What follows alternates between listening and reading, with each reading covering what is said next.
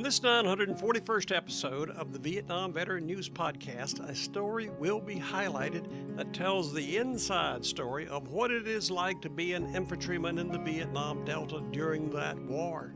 The story to be shared comes from the opinion page of the New York Times and is titled Brotherhood and Loss in the Mekong. The story was authored by Bill Reynolds, a Vietnam veteran and Director of Veterans Affairs for the Santa Clarita Valley Signal in Santa Clarita, California. His combat experience with Charlie Company, 4th Battalion, 47th Infantry of the 9th Division is featured in the documentary Brothers in War and the book The Boys of 67 by Andrew Weist, and is the basis of this podcast episode. Bill Reynolds was another of those young men who answered the call of his country during the Vietnam War. He was drafted into the Army in the spring of 1966.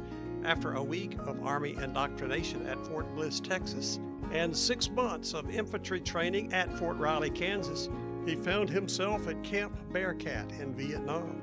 He survived a year of routine patrols, dodging snipers, booby traps, and brief firefights, interspersed around 2 major engagements with the Viet Cong. Unfortunately, many of his friends did not live through a year in country.